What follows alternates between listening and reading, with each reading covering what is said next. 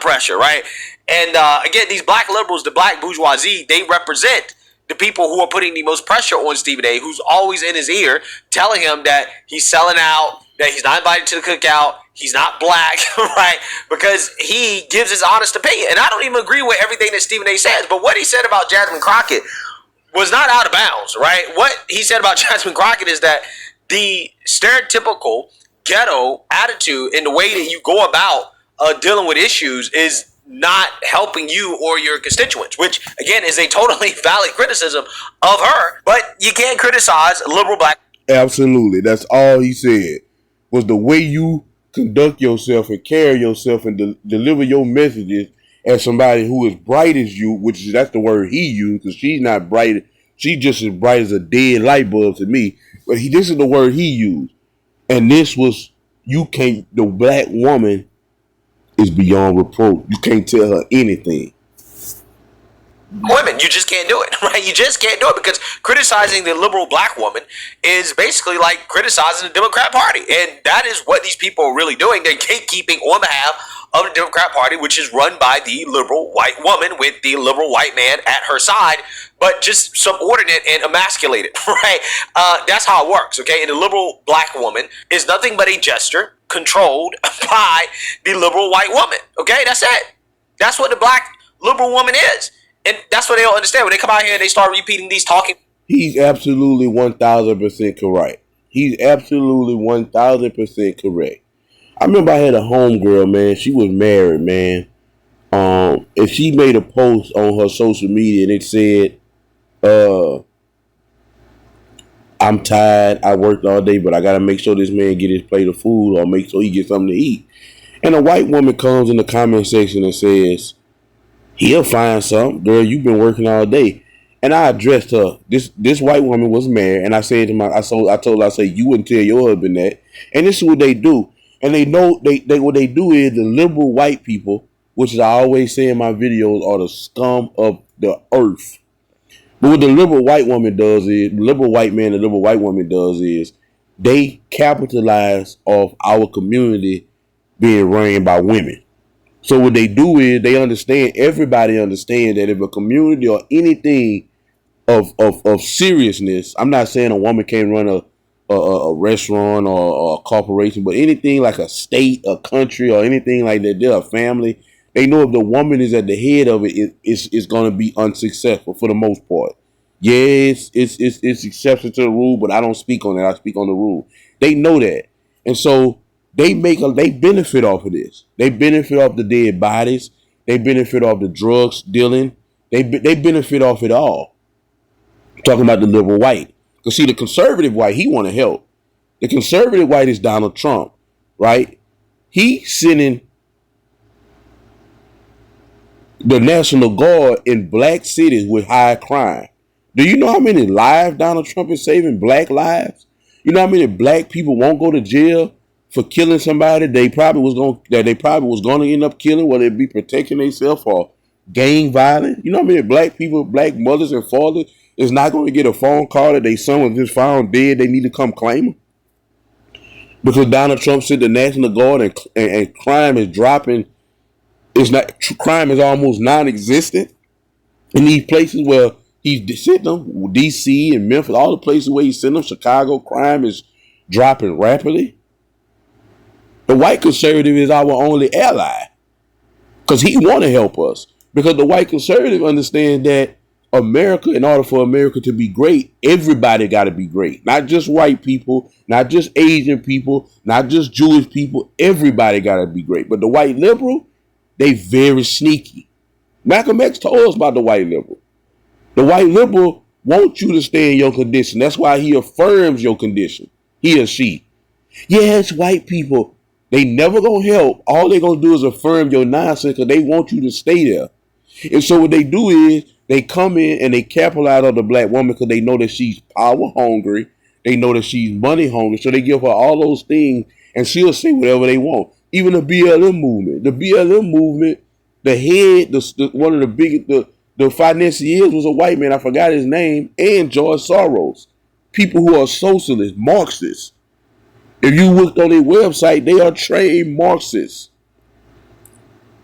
They end up taking it off, but BLM website will tell you they were trained Marxists, anti-God, anti-nuclear family, and Marxism is a way of life after a guy named Karl Marx, and it's just socialism. It's basically you own nothing, no God, you pro-government. Um, you know, go look up Marxism. I don't want to get too deep in that in this video, but the person who created it was Karl Marx, and it derives into socialism and communism. And we know communism and socialism never work. Well, what about China? Listen, communism and socialism only works till the person money you use and run out. It never works. They about to elect the mayor. Well, hopefully they don't. But they got a mayor running for New York, trying to turn New York, one of the biggest states in America, into a socialist state. No, my bad. He's a mayor of a city. So he's trying to turn New York City, one of the biggest cities in the world, to a socialist city. And watch how that come crashing down. This is a capitalist country, man. What I'm saying is, so just to break down what he said about the white liberal, black, the man and woman, is at the hem of the black suffering, the black degeneracy, right? But when they get around black people, they affirm black people. They the ones who, some of them, we call them wiggers. Not all of them, because some of them not wiggers, but some of them, they want to be black, right? And they get around black people and they affirm the nonsense, and they tell black people, hey, it's not your fault. It's because of the evil white man who happens to be their father. They're giving them money and don't agree with none of their policies or what they believe in, but that's their daddy. So that's what the white liberal have been doing. And for Malcolm X to say that, this been going on. The white liberal have been a scum of the earth and have a big part in black people degeneracy. And of course, our degeneracy wasn't on the level that it is now, but they know all we got to do is get this black woman. And then a lot of these, and like I say, what it does is it creates a revolving door. So once we had a black woman at the head, we already know that's going to be failure. But all of these black men are going to, because they used to be under the administration of a black woman because they were raised by mama. So they going to kowtow to these black women.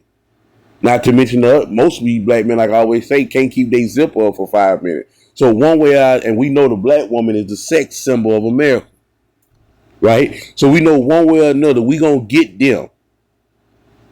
And we're going to keep them in their situation by putting the black woman at the head.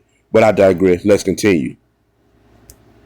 Points about how, I'm at the intersectionality of being woman and black. Well, where did that come from? Right? It came from some liberal white woman. It's the liberal white woman's ideas, right? That they're spewing. They don't even understand, right? They don't understand. They don't have any original thoughts outside of what the liberal white woman told them to think. And that's the sad part about these simps, right? These black dudes, these black liberal men that are running to the rescue of Jasmine Crockett, right? Captain Save a black liberal woman, okay? They run into her rescue, attacking Stephen A., who was well within his right to criticize her, right? But they're attacking Stephen A. personally instead of actually addressing the real criticism, which is that Jasmine Crockett is ineffective. So they can't do that. They can't do that. So that's their only option is to go against them. That's what they was trained to do. You're going against the queen bee. You're going against mama. That's their mindset.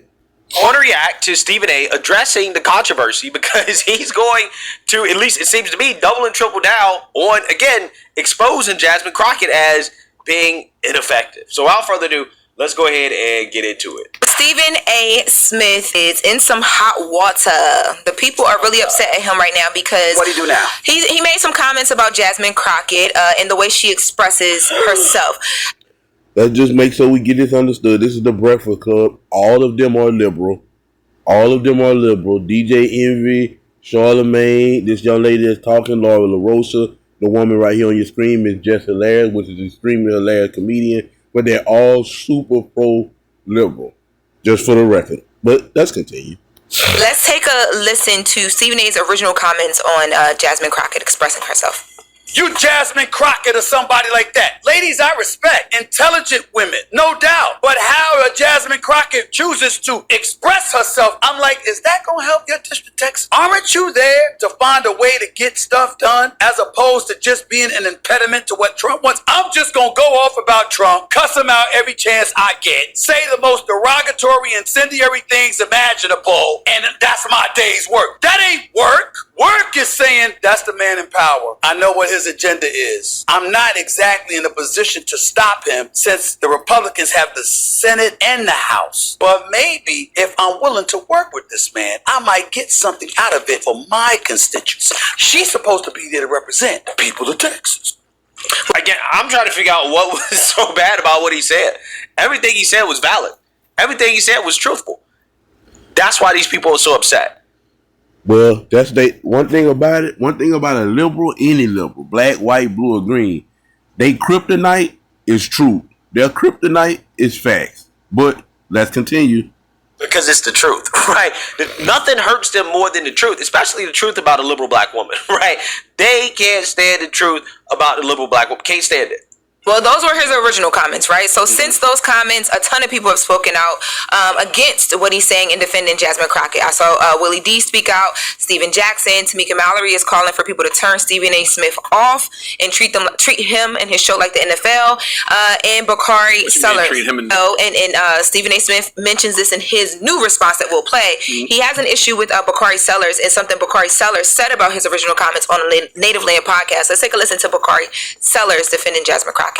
There is a through line between the Ice Cubes and the Jason Whitlocks and the Stephen A. Smiths. These individuals have been around since we have been on this freedom struggle. There have always been individuals out there which exhibit freedom struggle. Man, how pathetic. And this is let me just let this finish, bro. Behaviors of charlatans who utilize, some people are in it for the change and some people are in it for the change, right? And I think that that's indicative. And they find the easiest path to the front of the line. And Stephen A. Smith is someone who doesn't have the depth to talk about House oversight or the appropriations process, right? And how you're able to bring resources back to your community or what Jasmine is doing. So he rather lampoon her. Wow. I gotta tell you, I can't stand this guy. Right? Me neither. I can't stand it. He is one of these guys that thinks he's way smarter than he really is. And the worst type of person to be, okay, seriously, is to be somebody who doesn't understand your own intelligence, right? In order to instantly become one of the more intelligent people in society, you need to accurately understand how intelligent you are, right? The most unintelligent people. Spot on. This dude here thinks he's way smarter than he actually is. He's over his skis. And guess what? This is the average liberal black man. It's all data and emotion, no facts. Don't really understand how unintelligent they are, which makes them even more unintelligent, right? I hope that makes sense. My point is that Bakari Sellers is one of these people who's not very intelligent, but he thinks he's more intelligent than he actually is. And a lot of times he just ends up sounding dumb. There's clear public support to make healthcare affordable. 100%. And the failure of the Affordable Care Act, we can call it the ACA to avoid the A word that's in there, but the reality is the subsidies were put in. I call it Obamacare. I give it the real name that it deserves. The person who actually tried to fix our broken healthcare system. That's given millions of people access to quality care. That has given that family you were talking about earlier now $25,000. No, that's why we actually. Let me ask you this question: who repealed the subsidies? What bill? What subsidy? Are you talking about the current subsidies that are going to expire? Yes, we're temporary subsidies. Who repealed them? Who did not extend them? Who did it? They just weren't made permanent. They just weren't made permanent. And the Biden budget that, by the way, a bunch of Democrats supported. And you talk about Democrats coming back to the table in this case. Democrats don't need to come back to the table. They need to pass the budget they've passed 4 times in the past. Right? That is why the government is shutting down. Right? So they're using this leverage, right? So the Democrats shut down the government. They hope to use this to try to extend these subsidies, to try to expand other elements. Sure, fair, fine. But let's talk about this for what it is. Republicans voted against this budget under Biden, and I get why Democrats are now doing it under Trump, but don't call this a Trump shutdown. It's Schumer shutdown. Well, listen.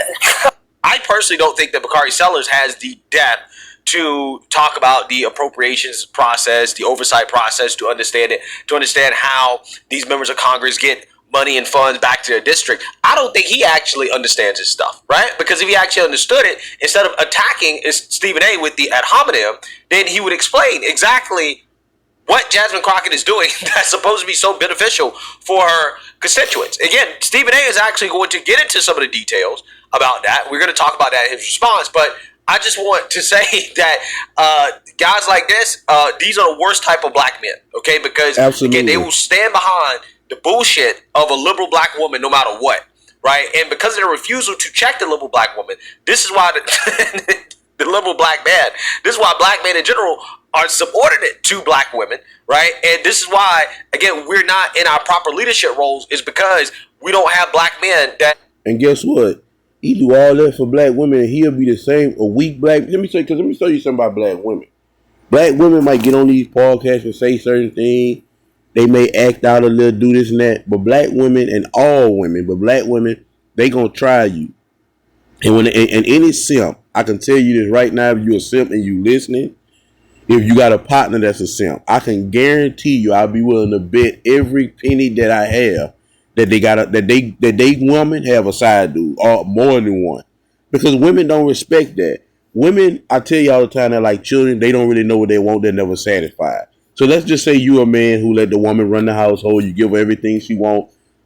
She may stay with you, especially if you financially straight, but she's not going to respect you. She'll cheat on you with somebody who don't have what you have, but he a real masculine man.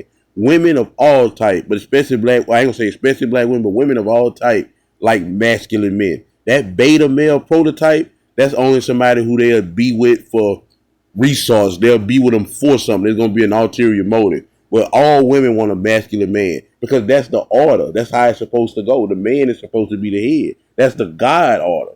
So anytime you go outside of that order, it's not going to be right. So I can tell you this. I can bet. Excuse me. I don't know if he's married. I don't see a ring on his finger. Let me see. So I'm guessing he's not married. But if he got a girlfriend or he's gay. Now, I don't know. He may be gay. But if he's not gay and he's heterosexual, which a lot of them are, a lot of these beta simps are, I guarantee his woman got 2 or 3 dudes on the side. I can guarantee you that. But let's continue. Are unafraid to check black women when it comes to their nonsense, okay? Especially when you talk about disrespecting a man like Stephen A., claiming that he has little D energy, right? Just because he has an opinion that you disagree with. So Stephen A. Smith has been seeing all of this outrage, and he says, normally he does his show at a certain time every week, but he decided to do an emergency episode to get back with the people who have something to say. So he went on his show, straight emergency episode, Straight Shooter with Stephen A. Smith, and what was this, last night? I must have missed this. Last night, yes, that's what I was listening to. I thought he was on vacation. Wasn't he on vacation or something like that? He said he came back because he's been seeing all this conversation, some from people he thought were his friends, and he has some things that he need to say. So let's take a listen to number 4. Wow, Willie D. You sure are uplifting. I mean, I got to be touched. That was inspiration. Really, that really, really was. That was inspirational. I'm doing sucker. That's what you call inspirational? That's what you call uplifting? Really? Now, I haven't heard everything that Roland Martin said, D.L. Hughley had to say. None but respect. First of all, I'm going to be very, very careful about anything that I say about Roland Martin because he's French. I'm going to be careful about anything that I say about D.L. Hughley because I have respect for that man. We've spoken a few months ago. I got nothing but love for him. I am concerned about him not making people laugh and smile as much anymore as he used to because he's more of an activist now than a comedian, but that's a Trump the reigns activist. Let's make sure we add that in. But continue. choice, and that's his right. Yeah, okay. So listen to that. Now there's more. I got some more for you. Now he also says in this clip that his issue with Jasmine Crockett is that she speaks she's too street. Let's take a listen to Stephen A. on Jasmine speaking to the streets. Crockett's performance in the House, according to research. What I was saying was this educated, brilliant black woman representing over 750,000 people is engaging in verbiage and rhetoric for the streets. And that's fine when you're in the streets. How many of y'all bring the streets to the table when you at the negotiating table trying to get a deal done? How many of you are able to think that for a second that you're able to bring street verbiage to Capitol Hill and that's going to work for you? You literally have senators and congressional figures on Capitol Hill on the side of the Republicans telling the networks, whether it's Fox News, News Nation, or anybody else, please, please, please put her front and center on camera. Why would they do that? Because they know it wins for them. Yeah. So he has people are upset. I think with Jasmine Crockett.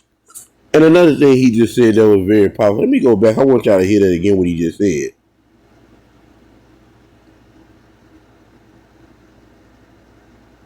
Literally have senators and congressional figures on Capitol Hill on the side of the Republicans telling the networks, whether it's Fox News, News Nation, or anybody else, please, please, please put her front and center on camera. Why would they do that? Because they know it wins for them. Yeah. Absolutely. Absolutely. This I told somebody this, matter of fact, me and one of my conservative sisters actually had a disagreement about this. She said that they only doing it because she just a loud mouth and she's just a high thing right now. And I told her, just what Stephen A said, now it was months ago before I heard Stephen A, they putting her front and center for a reason. They showing America something. But most people don't have the eyes to see. They don't have the discernment to see. They don't have the emotional intelligence to see. But people who do. They telling America something. This is why. This is why. Not my series that I got called Black People. This is why. But this is why. This is why black people get handled, and black women for sure get handled and treated the way they act. Because this is a woman at the highest level. Not the highest level. She's not a president, thank God. But this is a woman who is in Congress. This is a woman who has a law degree. If she is like this, what you think old girl from the projects is? What you think old girl that less educated is? And this hurts. This has a trickle down effect. This is what I tell black people. They don't get it. They just don't get it. And they wonder why they work for these companies for 10, 15 years. And when it's time for a promotion, the promotion it goes to Ling. It goes to Karen. It goes to Maria. It's even going to Amina now. The Middle Eastern woman is doing better in corporate America than the black woman now. Because they saying to themselves, listen, all that's fine if you're going to run a McDonald's or a Walmart, but when you're going to be running a corporation, you're in a corporate position, you're in a leadership position, you're not going to make this $1 billion Fortune 500 country look bad because you had a problem with your baby daddy. Look bad because you had a long night with all them damn kids that you had out of wedlock and no help, and now you coming to work with an attitude, whatever your issue is. Because I said in the video I made the other day, a lot of the women, black women, it's not that they evil or meaner than any other woman on the planet. It's that they're overworked. And that's at the household and in the work site. They go into the workplace overworked because they got to make up for two incomes because they by themselves. And the woman is supposed to be able to come home after a long day and plug into her man and recharge, but they don't have men at home. They might have a dude over there who just want to be there because he don't got nowhere to stay or he wants some sex, but he not no pillar. He don't have no wisdom. He lost. He don't have no juice in his battery to recharge her. But that's how it's supposed to go. And because most of our black women do not have that battery, that astute black man at home or any man to come home and recharge when they had a long day, it just their energy just goes out of control. Not to mention, most of them have multiple sex partners. All of these dudes' energy, semen, or spirits is going into their body, whether they use protection or not. Spiritual sex is a spiritual exchange.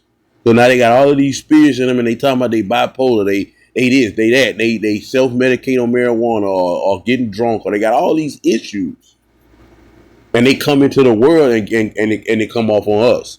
And so, when you dealing with somebody like this at this position, she make all black women underneath her look bad. And let's be honest about it, most black women are underneath her when it comes to education wise. She has a law degree and she in Congress. So if this is y'all staple, this is the woman who's speaking. That's why I say black women should be outraged at this woman.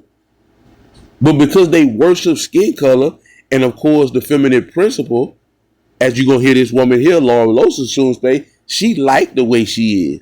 Yeah, girl, tell them. That's their mindset, but that does not work in corporate America. That does not work in the world. That works in the hood. It may work at Walmart and McDonald's. But when you're talking about Congress and all these type of situations, they getting them out of there slowly but surely. They got Cori Bush out of there. They going to Maxine Waters. She just getting old. They waiting for her to die, like Sheila Jackson Lee. No disrespect, but that's what they waiting for. But these younger black women that's coming behind her, they gonna have a hard time. They're gonna have a hard time. They're gonna have hell on the cross trying to get in Congress because of dummies like Jasmine Crockett. And they don't know that. They just look at things from now. They don't look. Most black people, period, but especially black women, they don't have no foresight of, man, this is destructive to our community.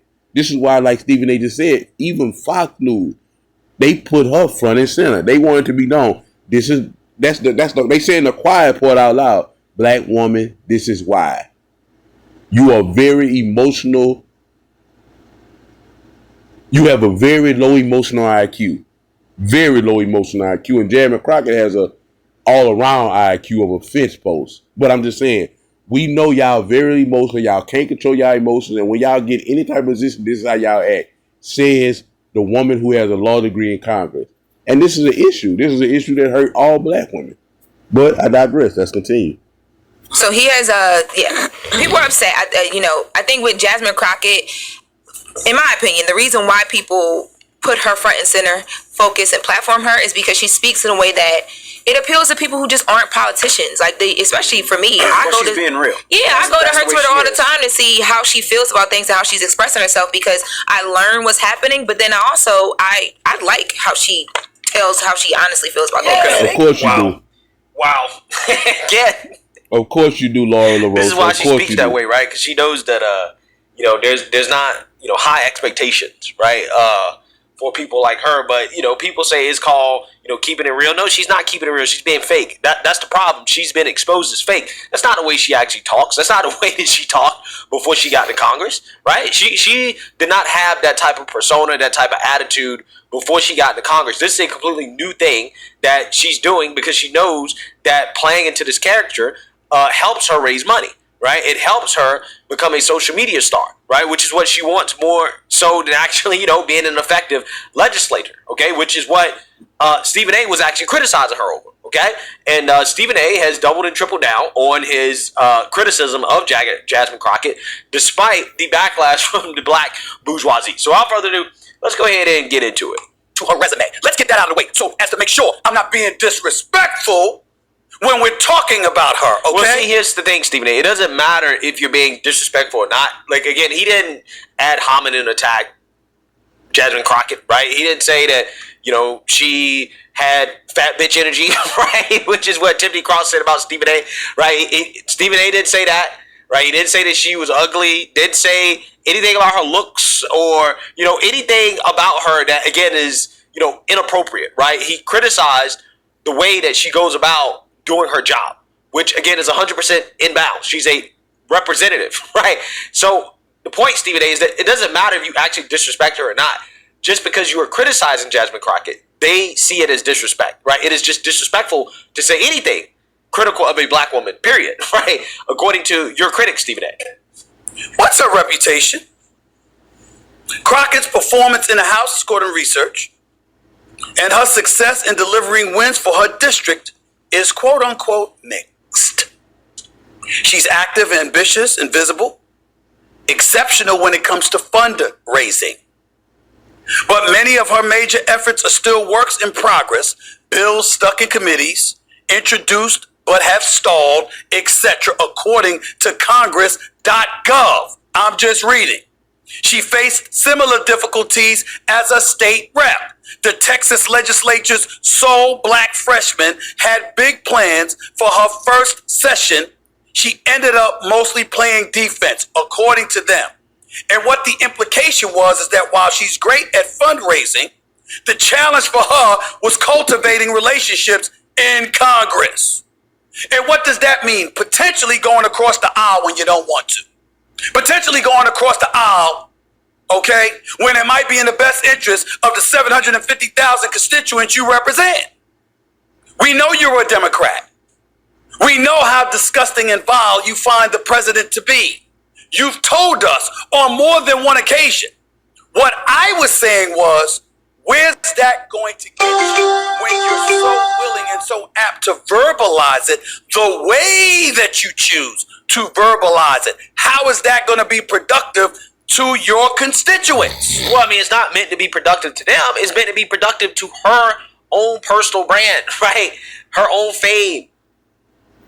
That is what is supposed to be constructive to. That's why she's doing it, right? She's not doing it because it helps her actually get anything done, because that's not what she's in Congress to do, right? She's in Congress for herself, right? That's the issue. That is the issue. You have every right to feel the way that you feel about him. You have every right to do everything that you can to vote him out of office, or in his case, the people that are under him, the J.D. Vances of the world, a Marco Rubio of the world, a Pam Bondi, a Kash Patel, and others. You have every right. You should be doing everything you can to win the midterm. But what I'm saying is, where is her rhetoric going to get her and the people she represents in the 30th Congressional District in Texas? What am I talking about?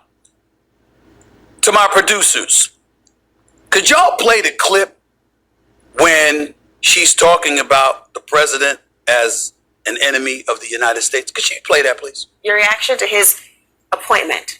He needs to go. I mean, this is very simple.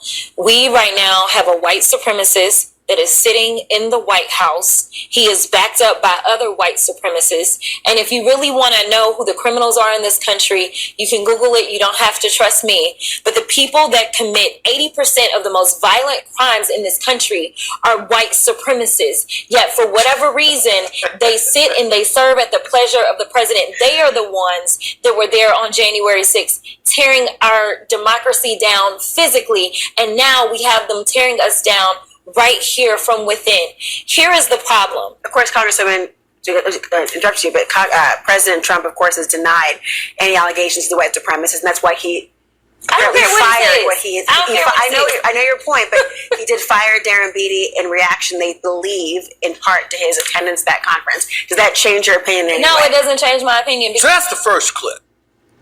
There's a president of the United States that you're calling a white supremacist, and you're saying that the people who work under him are that as well.